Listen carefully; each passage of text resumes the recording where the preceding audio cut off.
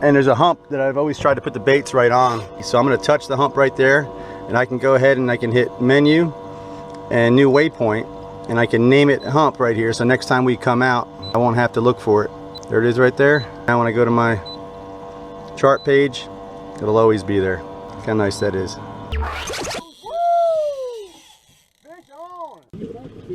Oh God, he hit the board. The backboard just got it. There we go. Fish on, fish on. Woo! Come here, brother. Fish on, he's a screamer. That's how shallow we are right there, man. Turning the mud up. Hey guys, thanks for clicking on this one. I do appreciate it. This is another episode in Right Here, Right Now series. This is for freshwater. It's for very late winter and all through spring. This is using planer boards to pull baits extremely shallow in the backs of the creeks where the stripers are feeding on shad and herring. A lot of the southern lakes, actually some of the northern lakes too, even in Pennsylvania, these lakes have lots of creeks, lots of little fingers, and in wintertime the water gets extremely cold. The shad, gizzard shad, threadfin, even herring, they go deep at night in winter when the water is very, very cold. And as it starts to warm up on the bank in the shallow water, up on the points, just a few inches of water, the shad will move up in there to look for that water that's just slightly warmer. This lasts all through spring. Once these shad get way in the backs of these creeks, the striper get after them, and we use planer boards to pull our live baits up on the bank. And I mean up on the bank. You're scraping mud, you're in a foot or less of water, and that's where a lot of our biggest fish of the year come. Now, even in spring, like I said, the water still stays cold for a while, and the herring, shad, everything will start to spawn and move up in the shallows, and the shallows are just filled with life. So I'll do this through winter, all the way through spring. I'll concentrate a little more on the upper ends of the lake in spring, because these fish will kind of fight that, or seek out that current, because they still feel the urge to spawn. Even though they're in lakes, they still go through the motions, and we know that about them. So we know that in springtime, when that current starts to move, the days get longer, the water warms up, these stripers will move up to spawn, and it's a little behavior we can use against them, right? So this video here breaks down everything I just said. I'll point to on the chart, tell you where to go. I'll show you how to rig the baits, and show you exactly how to catch these fish in every way I possibly can think of, the way I do it. If you have opinions on here, I'd love to hear them, guys. Little tricks and stuff for catching these fish in spring, please post them up here. I have a really great group of followers and friends that really share a lot of good info, and we all learn because of it. It's a great little network. So I'm going to go ahead and get right to it now, guys. Please like and follow, and comment and all that stuff. It really does help, because YouTube is a bit tough right now, so those comments and stuff really help. There's Patreon too if you want to get some cool other perks and stuff and help us out further. You have no idea how much it helps us, guys. Really do appreciate it. Hope you enjoyed this one. Love you. Mean it. Gizzard shad is on the menu today. They're decent size. They're not like freakish or nothing.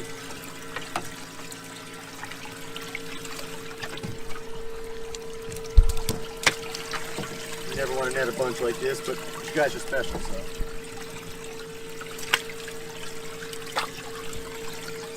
I'll net a bunch for you. Here's a pretty one.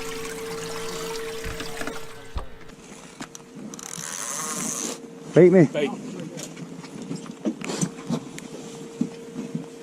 Lots of fish in those rocks, man. Well, there's where they've been. Yeah. They grab the quarter bait right off. Just like a little pepper. They're just finicky as hell. That's an eye, I'll figure something out.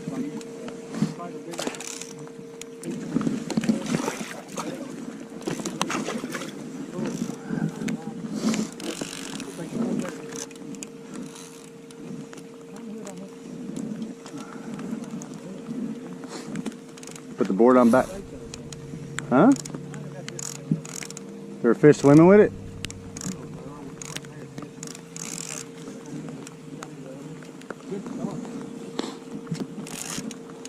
Sir.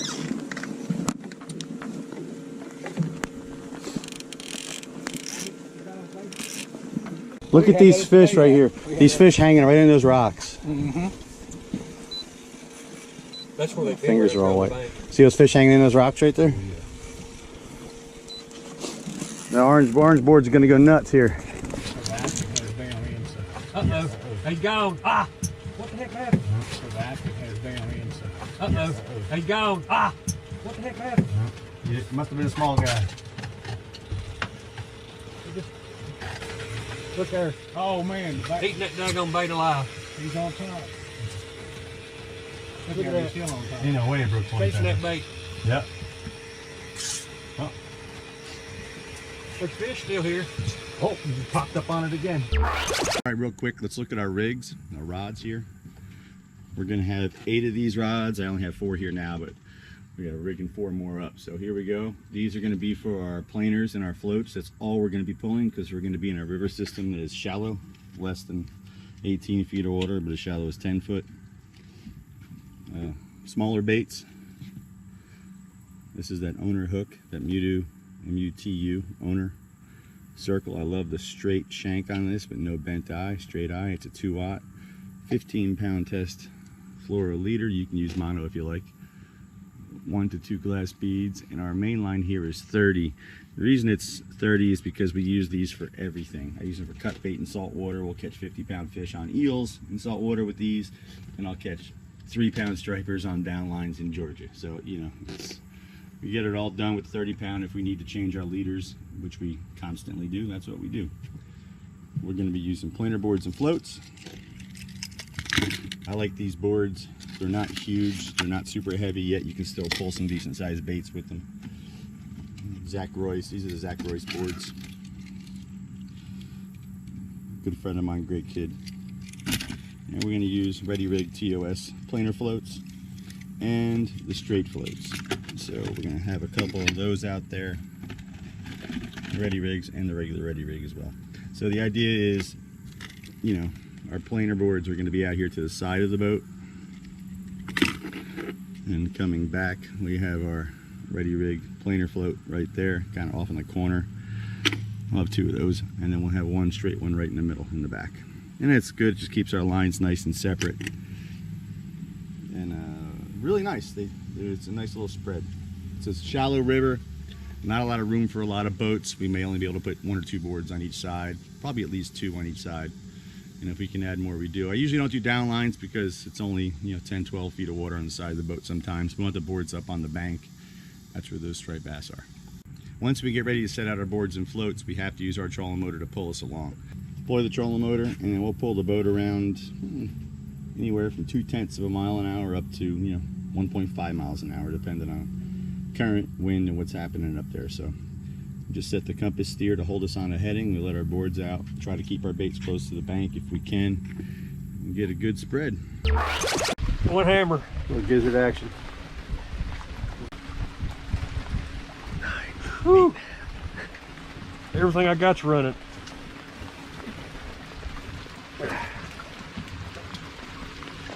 Yeah, right. You're shivering so darn much. See how he gently squeezes the fish. I'm gonna put this one up the top.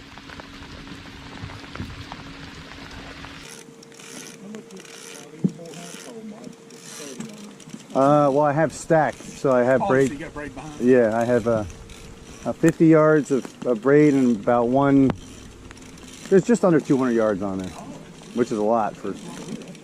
Yeah. That's Could be fish. yeah, that's fish. About right there. That's not what I gotta do that.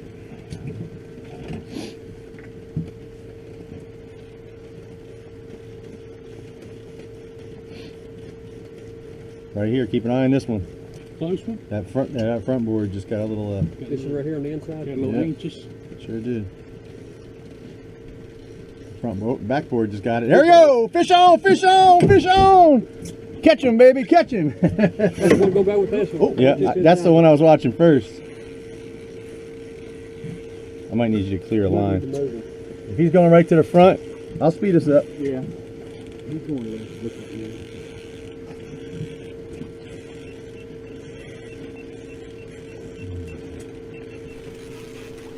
Flat's loaded with fish.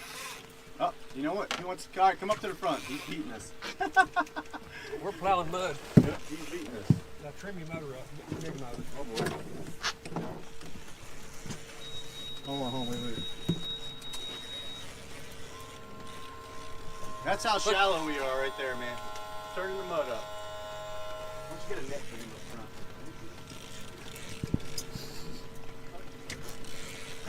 It's a pretty fish there, buddy. Yeah, brother. Just come up here and lip him. Come here and lip him.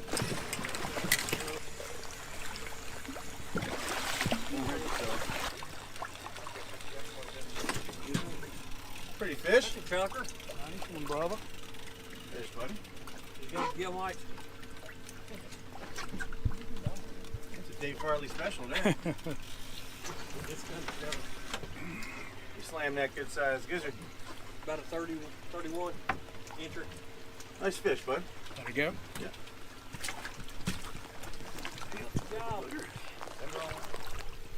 Ready? Way to break the ice, bud. Congratulations, brother. Good job, man. Thank you, buddy.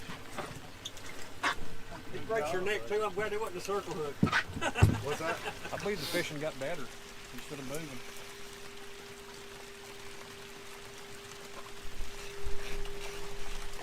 If you've never pulled planer boards before, you know, or fish live bait, it's a great way to get these baits up in shallow water. It's winter time right now. It's February. These fish are up in only 2 feet of water here. Lots of shad up in here, really big gizzard shad. And that's where the stripers are going to be. So there's lots of them up in here too. So best presentation if you're a live bait guy is to pull them with boards and floats, nice and shallow. Right behind the board, we've had fish come up and smack at the board out of anger, you know. That board will attract them. If you never used live bait before, it's a great way to do it, catch some good sized fish. You know, if you never did it before and you want to pull some boards, I have some videos showing how we put them out. And just start with 1 or 2 boards, you know, and do one on each side and maybe one float in the middle. Pull that until you're comfortable. Then if you want to add a second float or a pair of TOS floats, and then just add a board on each side, you know, until you're comfortable. If you're not comfortable with multiples, 3, 4 boards, just do 1 or 2 on each side. That's a great way to fish. You don't need a million boards, you know, especially if you found the fish nice and thick like we got them today. It's all about presentation, you know. All right, guys, prime example why a side scan is so important. You can see we're not marking anything below us, but you look and you'll see all these striped bass in here that are up here on this bank. Oh wow! They're right there. With 10 feet of water. Next time you're out there with your side scan, go if you can mark fish in 10 feet of water, see if they're that far up on the bank. And not just the shadows, if you know what I mean. All the way out to 40 feet plus, really. The range just changed, but all the way up there. Not just the shadows, but we're getting the returns out there. Love that about active imaging. Very valuable on a day like this. I wish it would just be a little colder so it would snow. It would be a whole lot drier. I can't tell if my nose is running or it's raining. What's this inside of? Oh God, he hit the board. Wow, smacked the board. That board ticked him off. Did you see what a body on that fish? I didn't. Oh, he got him now. He swarped, actually chewed at the board. See the rod tip's still bouncing. I knew we shouldn't have went nowhere. We don't need to go nowhere.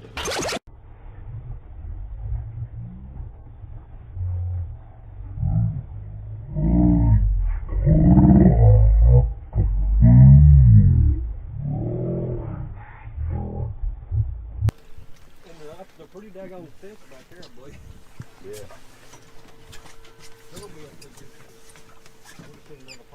Yeah, same we do in salt, same we do in fresh, just pulling boards, getting them up on the bank, real shallow, only 2 feet of water where he just hooked that last fish. No weights on these, just letting them swim. Pulling along with the trolling motor. I can get another board out.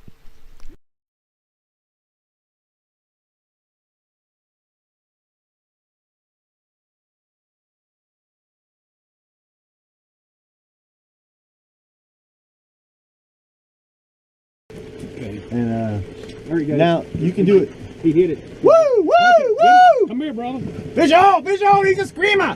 He's a screamer!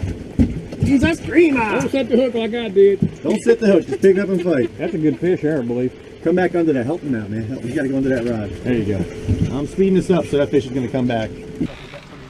I'm speeding this up so it should be good. That one might be 35. All right, so it's very important here to use your trolling motor because we want to keep these other lines in. And If Mark has to circle the boat, that means I'm screwing up. I'm keeping this fish right here with the power of the trolling motor. How important it is to manage the boat. You know, that fish automatically made a beeline for the bank when it was hooked. And we're already moving with the trolling motor, so I don't have to do much, but I just sped us up real quick to pull that fish back behind the boat. Made a slight right turn. Fish stayed right on the right side of the boat. Pretty fish, son. Sir. The way he sawed off, I thought he was a giant. He's pretty, You're gonna quit trolling and doing some live bait? I might have to. Or at least add it to your repertoire, right? Might have to add it, yeah. A good striper fisherman does it all. That's right. We got fish right here too. She's holding on your thumb, wasn't he? Yeah. Bit right down on it. Heard it. You can still see her in that water. Good job, brother. Yes, sir. Found my Good job, potato. man. Good job, bro. Good job, Steve. Good job, Mr. Farrells. I got to show you guys this. You see what we just came through? All these big marks right here. We thought they might be stripers, but if you look in the water, I don't know if you can see those stains. Those stained clouds, that's all carp. They're in there just stirring up the mud, eating all the muck out of the bottom, whatever they're rooting around for. Right up there on that bank, and that's what they look like. Watch one of them rods, both of them go off. Yeah, I wish. If they were, that would be awesome. If it did, we're gonna be turning around quick. Yeah, this carp ain't gonna do it. All right, so Dave, we have a Smith Mountain chart here. All right, let's go ahead and start with spring. Springtime, you don't have to give away hot spots. You don't want to burn local spots and make a lot of enemies or nothing. No. Someone's gonna get started. What's a good place for them to start in spring? I would concentrate toward the upper end on the Roanoke side. Okay. Up in the upper, like toward the last buoys around the trestle area. We talked about boards, right? Earlier, so you do boards and floats? Yeah. Gizzard shad, gizzard bait? Yep. Herring, if they can't get gizzard bait, you can use herring, right? And you can see our spread right here. We're just trying to get them up across this bank over here. As the water gets warm around this bank here, the shad move up and the bass move up after them. So, and the planer float works perfect back there with these boards. You can see it doesn't pull way out like a planer board does, but it works really well with them. It's right there, right behind them, and you can see in relation to the boat where those boards are. And we're using big baits. We're not being shy. Show me a bait there, Zach. Scoop a few of them out of there.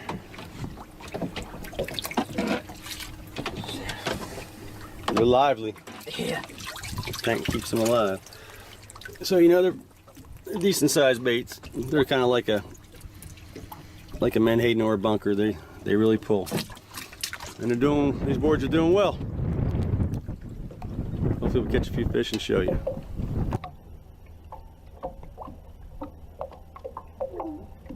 Woo! Fish on! Woo! Fish on! Fish on! Yeah, boy. Oh yeah. Ready rig planer board. He's going there right stuff. Yep, right there. Let's go! We get him, baby. Plenty of time. You can enjoy it. We worked hard for these. You'll find right there. You'll find. You'll speed up, and what's gonna do is it'll bring the fish right back to you. And you gotta do hung up. We got two right together. Man, these are healthy fish. That's awesome, man. And which hook did they get? Trailer hook got this one. Come over here. Trailer's right in the corner. Yeah. I'll grab them. I just want to get them on tape. Beautiful fish. Beautiful. Beautiful. All right, we just had a double. We actually almost had a triple here. We're going to go ahead and turn them loose. That fish was just under 13 pounds. Boat's moving forward, so just turn her head forward.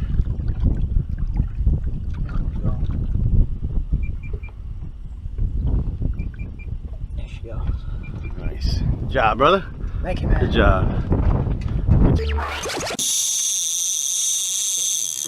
Here, baby. That's a movie.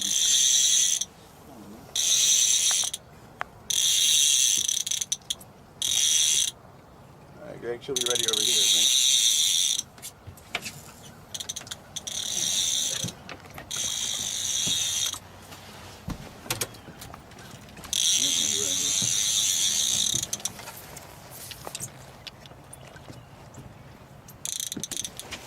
on the 50.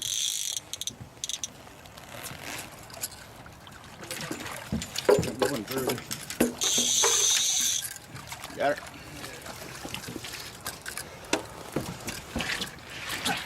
That's not bad for freshwater.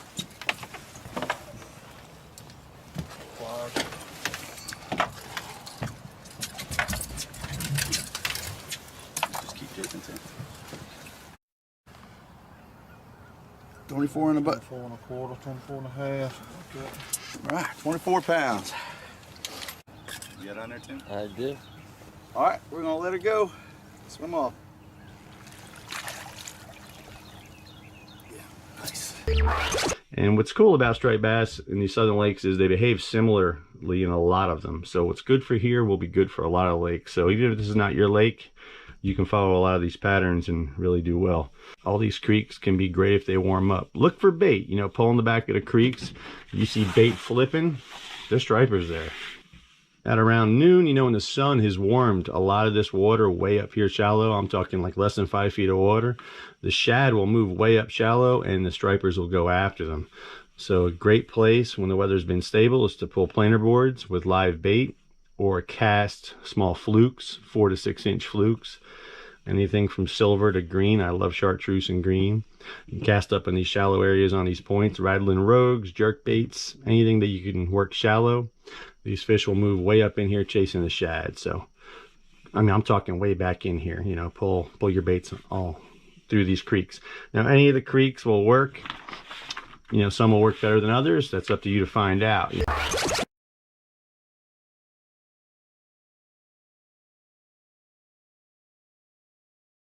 This is a common way here.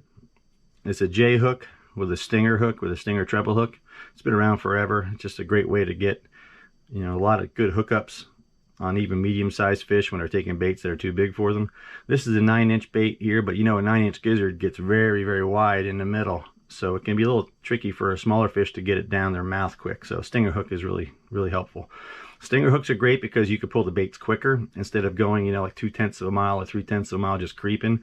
You can crank the motor up to 1.5, even faster, even 2 miles an hour, and just really pull them along.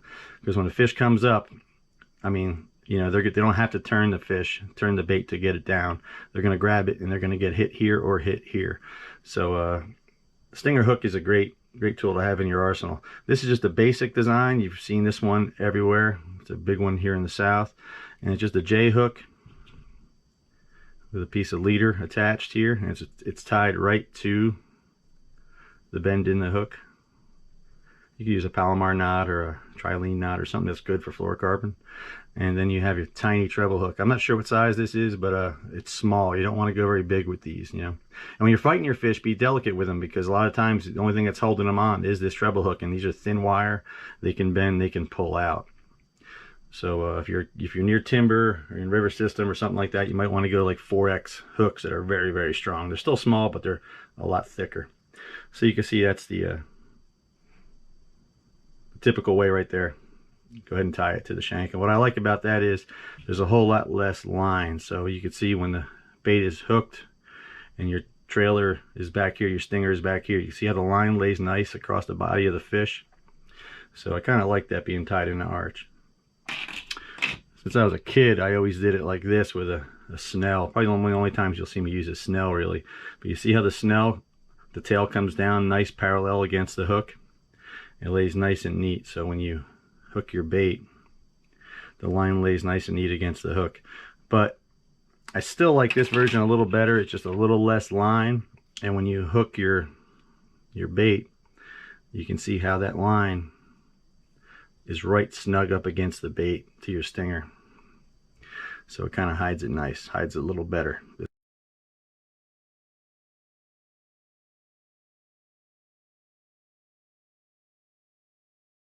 Now this is another one. This little trick here is a good one. This one will win a tournament here. I have never showed this one before, and it goes with the idea of, you know, when a fish will not hit a bait with a big honking scary hook in its face, it just won't hit it. We'll just delete it. You know, a lot of the times the fish just hits the stinger anyway. So I have a clip here, And I've used swivels in the past. You can put a swivel on this and you just clip this to the lip, inside lip of the gizzard shad. And then you can go ahead and put your stinger in his back here if you want, or you can put it in the anal fin down here. And the only thing that's on that fish to deter a bite is that stinger treble hook, because you have that clip here instead of a hook. You know, like I said, most of the time they hit the stinger anyway, but you know, it's only when the fish are extremely finicky, maybe crystal clear water, maybe they're smaller fish, maybe you netted a bunch of bait that's just bigger than what you like. This is a good tip right here, because a lot of the smaller fish just get nipped the tail anyway. It's all give and take here. You know, you're getting some stuff and losing some other. These aren't terribly big baits, a lot smaller than I'd like, of course, but we're still going to take care of them, right? So what we're going to do is, I just added salt and ice. You can see what's missing out of this tub. That's what I dumped in here. About 2 solo cups. I do about 2 solo cups per 25 gallons. This is just regular pool salt. A few hours, we're going to go to the lights here. When the bait are up under the lights, I'll show you how we get bait there. This fish is uncool. Oh yeah, there's a shad popping everywhere in here already. Here, you know, 6-7 inch bait would be perfect. We're probably going to end up with some 5s, maybe 6-inch baits. We have 3-inch baits in there right now, which, you know, I'm not too proud to put a 3-inch bait on a hook if that's all we got, but I think we can improve on that. So if you're going to a lake you've never been to, or you don't know where to get started, find a bridge. Bridge with lights on it. If you have a spotlight or a street light near a bridge, great place to get started. Chances are if you hit a few bridges at night, especially if they have lights on them, you're gonna get some kind of good bait. So this is just a bridge back here in the back of this creek. Just a concrete bridge, and there's a spotlight above it. I'm sorry, there's a street light above it. And we had a half moon today, but the moon has been gone for about 4 hours or so, so hopefully the bait is underneath this light. If you have a full moon, it can be really tough because the light is everywhere and the bait isn't attracted to that street light.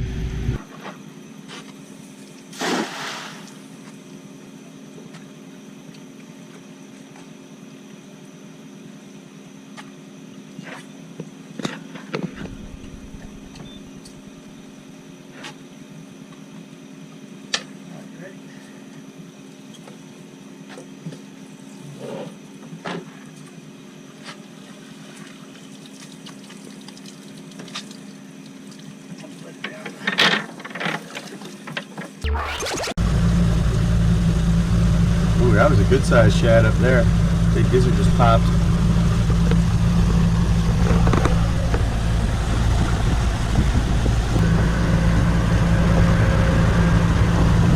Alright, we got the little net. I just saw this dock over here. Lots of bait in the area. It's about 18, 19 feet deep, which for this lake is quite deep. Light on me up there, John. That's a small net. Don't forget getting the big one out just for a little chuck. I'm going to go ahead and throw it the striper suit method. That's a crappy net now. That's nets are so springy. Alright, new to go. Yes, sir. Arnett. Nice here to the right slightly. How deep are we? 16.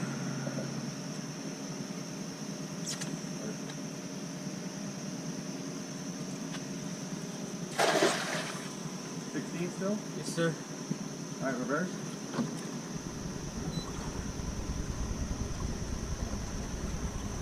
Neutral. Just like so tiny.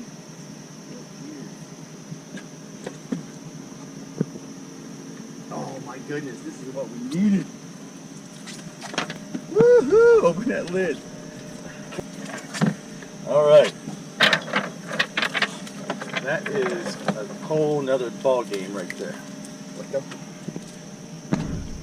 With a little net too. I'm gonna throw the big net once on this. Look at that herring right there.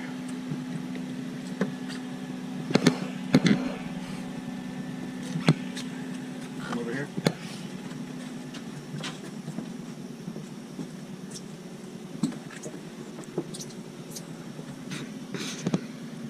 This here we're going to go in the mouth and out the top.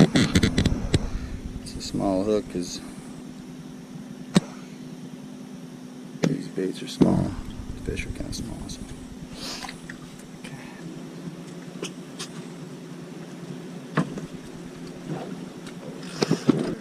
Alright, these are the TOS floats.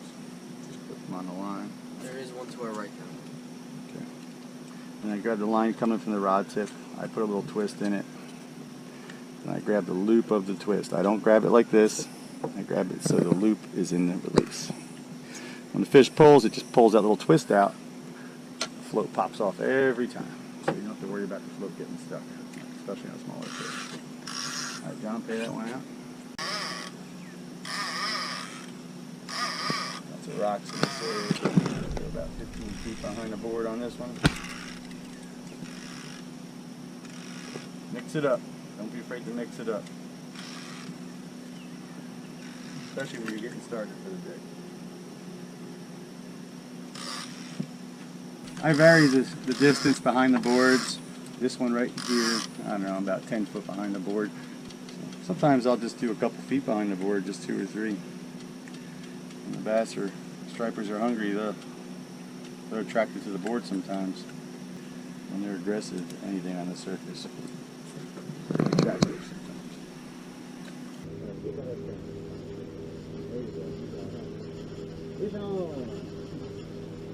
Huh. Nah, just grab him. Nice little striper. Right. Good job, bud. Good job. Get back, Todd. Get back, Todd. Good job, bud. Good job, Ty. I got the rest. Good job, buddy. Alright, these are 2 of the baits that we caught. This is a gizzard shad here. This is a threadfin. The herring were much larger. You saw those earlier. You'll see they both have that little thread fin on the dorsal, so that's not the way to tell them. If you look at the mouth, see how blunt that top nose is? And this mouth here is a little closer to the mouth of a herring. Also the yellow tail, this little bit of purple that you kind of see through there, and the dot is not nearly as pronounced usually. And when it is, it's closer to the gill plate and up high, where this is a little further away from the gill and it's a little darker. But you can see that yellow fin in the mouth like a herring. Big difference. That's really the best way to tell. All right, I'm gonna take a minute and show you our rig here. This is a 2/0 owner hook. This is a circle. I like the ones with the straight eye. MUTU is the model number. The demon circles are nice. Owner, really good hooks. I really like them. That straight eye is important. All right, we have 3, 4 feet. This is fluorocarbon. It's 15-pound test. This water's not terribly clear. You don't need fluorocarbon in water like this necessarily, but I like to go ahead and use it on everything. You never know, right? Now my main line is 30-pound test. That's because we use these rods and reels for everything. So we'll troll with them, we'll use cut bait, we'll fish in salt water where there's fish this big, and we'll use them in lakes where there's fish this big. Basically we change our leader depending on the fish we're going for. So if we're using small baits, we'll go with lighter line if we can get away with it. If we're in cover or tight to, structure, we have to go a little heavier. But here there wasn't much structure, rocks in some area, but these fish are pretty much coming to the top when they're hooked up. And there's nothing really solid on the bottom except for a few little areas. So we only went with 15-pound test. If you go with 15-pound test, it's nice and light. The baits look much more natural.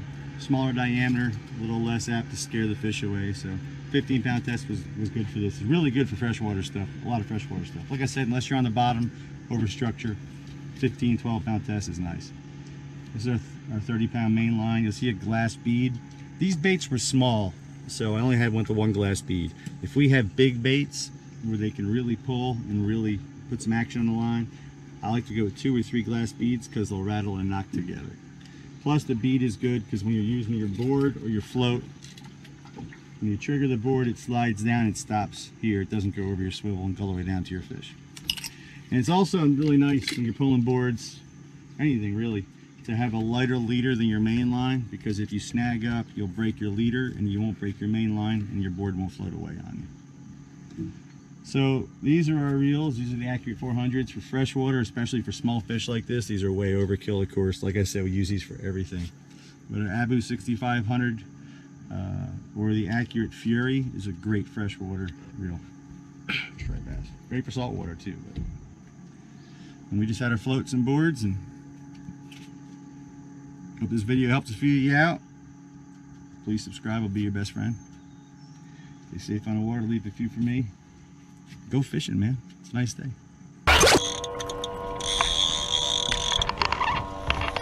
Look at that fish. Under here in the gold net. Got the trailer hook. Nice. It's a little crazy. You don't have the cameras all set up. Crank that baby in there, boy. Let's see him. We're using some big baits.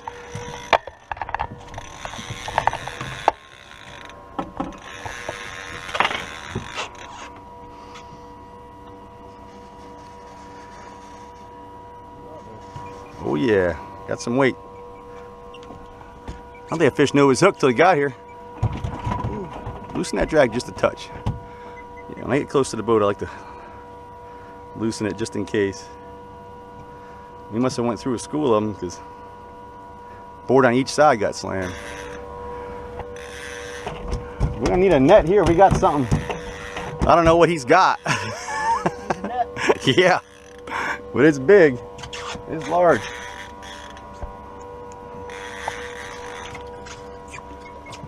Ah, a little stinger hook got him sideways, that's all. Nice. Set him back.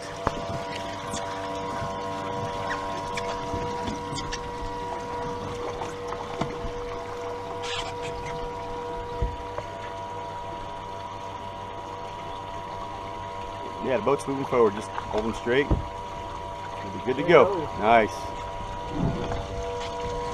Good job, man. Pound my potato.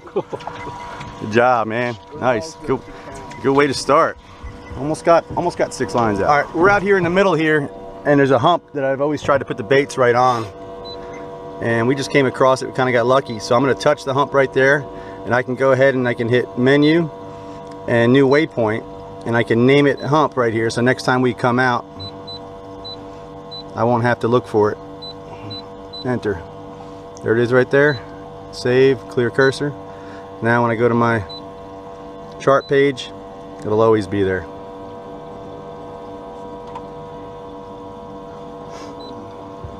Clear cursor.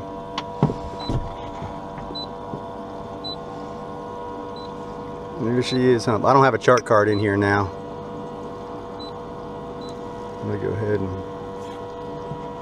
chart options, Insight, which is the one that's built in the NSS Evo 2.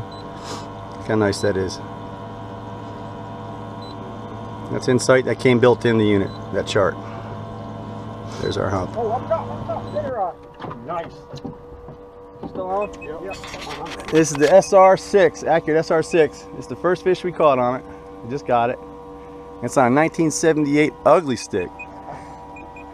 Big water. Using really big gizzard shad for bait. He's way out there yet. He's less than huge, but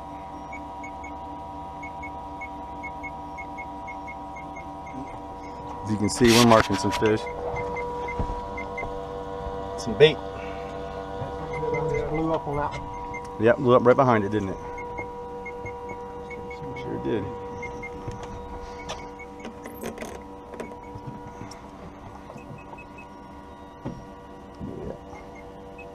He's less than monstrous, but this is a good stretch of water right here. We'll get into him.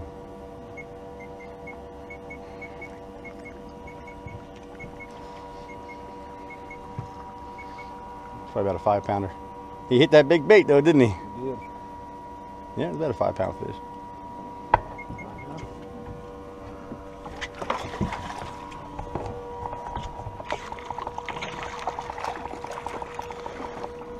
Might be 6. A little bigger, 7 pounds. He took so much drag when he first hit, he wore himself out, didn't he? That's about 7 pounds. Nothing to shake an ugly stick at. About 6 pounds or so. Got a 340-pound dude holding it. It's really a 22-pounder.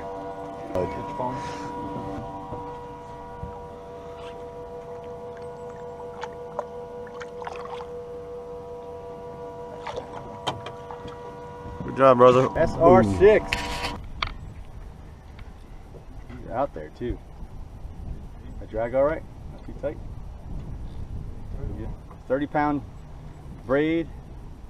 Accurate SR6. We're pulling live baits back in the creeks. Freshwater striped bass. Big old gizzard shad. Big 8-inch gizzard shad.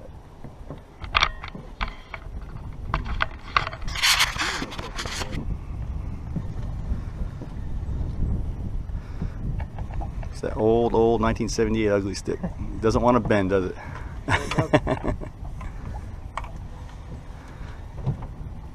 This is a hot rod today.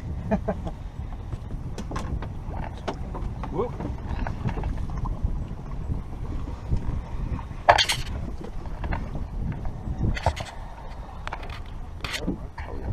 Oh yeah. Oh, you see how long that fish was? You saw how long it was, Man, right? yeah. You get polarized glasses? Yep.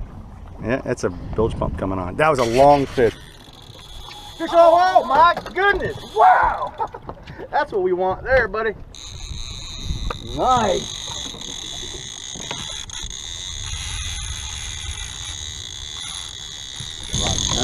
How do I bring it in without? Oh, you're fine. You're fine. That's all. Just a little bit. That's good right where it is. I just wanted it out of his way, so. Nice. Man, they're hitting these big baits with authority.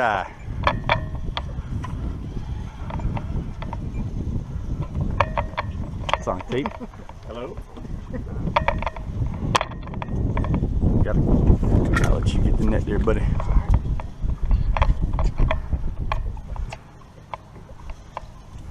That thing was peel and drag like it was its job.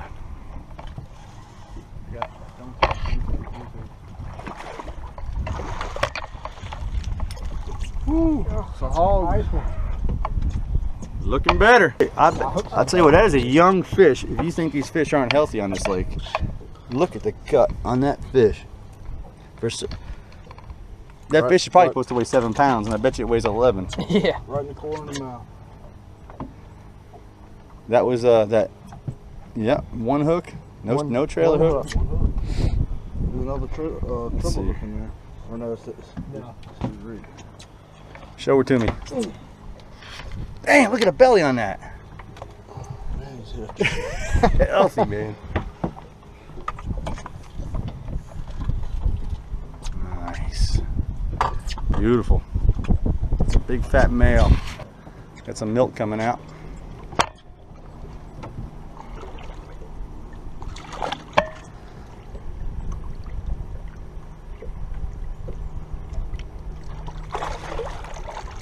Nice.